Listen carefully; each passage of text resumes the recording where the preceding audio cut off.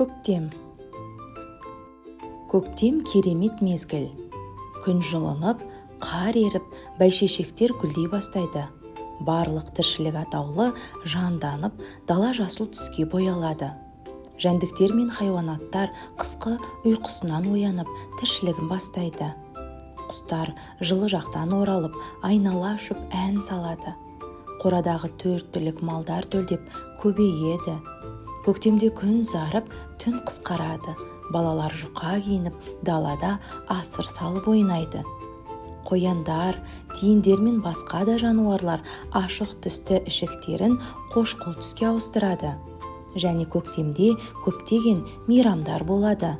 Мысалы 1 наурыз алғыс айту күні, 8 наурыз әйелдер мен қыздар мерекесі, 22 наурыз ұлттық жаңа жыл, 7 мамыр отан қорғаушылар күнін атап өтеміз.